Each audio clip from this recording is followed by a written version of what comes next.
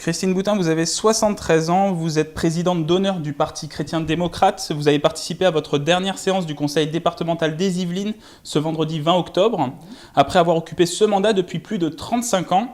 Alors pourquoi vous avez décidé de démissionner ? Tout d'abord, je vous dirais que la séance du conseil départemental hier, c'était très beau. C'était très très beau. Je voulais absolument rien. Mais j'ai été très, très touchée par l'authenticité des réactions de chacun de mes collègues. Et je les en remercie, je remercie Pierre Bédier pour cela. Alors pourquoi je démissionne ? Tout simplement parce que je tiens mes engagements. En 2015, quand nous nous sommes présentés avec Georges Bénizet, je m'étais engagée auprès des électeurs à démissionner au milieu de mon mandat, compte tenu de mon âge. Parce que j'ai beaucoup hésité à me représenter, compte tenu de cet âge, j'avais 70 ans, et qu'il y avait un risque Front National très important sur le canton.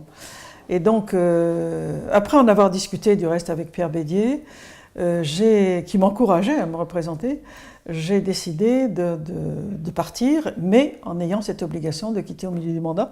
Donc je tiens mes engagements, comme j'ai essayé de le faire tout au long de ces 40 années de vie politique, qui s'achève effectivement le 31 octobre prochain. Alors vous avez commencé votre carrière professionnelle dans la communication et la presse, et vous débutez votre carrière politique dans les Yvelines lors des élections municipales de 1977 à Hauts-Fargis. Pourquoi vous êtes lancé en politique ? En 77, quand nous sommes arrivés dans les Yvelines avec mon mari et mes enfants en 73, et en 77, il y avait les élections municipales. Et moi, j'avais dans le cœur depuis toujours de servir, c'est ça ce que j'avais envie. Et on peut servir de mille manières, mais en étant élu local, parce que j'avais une tradition locale dans le Berry, d'élu local dans ma famille, je suis allée voir le maire et je lui ai proposé ma candidature. Et déjà, en 1977, le fait d'avoir une femme sur une liste était bien. Mais vous me permettez de saluer Monsieur l'évêque, qui était le maire de l'époque, qui a été un personnage déterminant dans ma carrière politique, puisque lui-même a pensé, me voyant à l'œuvre à Hauts-Fargis, que je pouvais devenir conseiller départemental, ce qui n'était absolument pas mon idée à l'époque.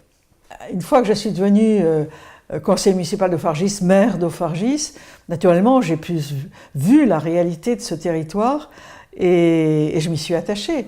Et comment ne pas s'attacher à ce Sud-Yvelines, qui est un territoire absolument magnifique.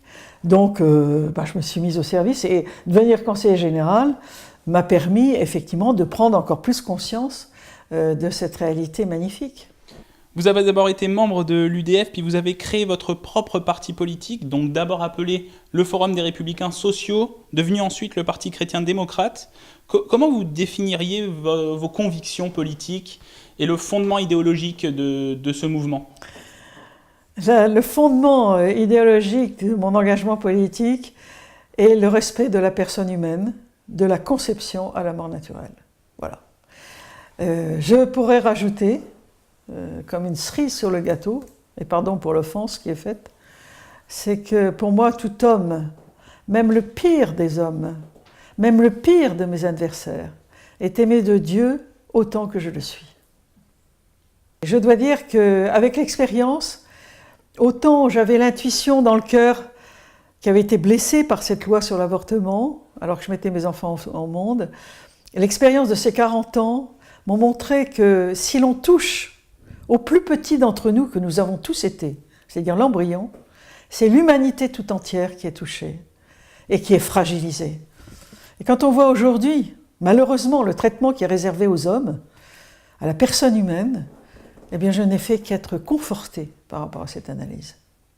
En qui vous vous retrouvez aujourd'hui au niveau de l'engagement politique et de toutes ces questions que vous évoquez, la place de l'homme dans la société, l'Europe qui revient au devant de l'actualité.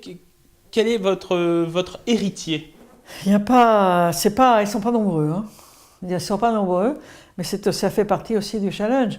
Moi, je crois beaucoup en Jean-Frédéric Poisson, bien sûr, qui a été battu de façon scandaleuse compte tenu de la qualité de la personne.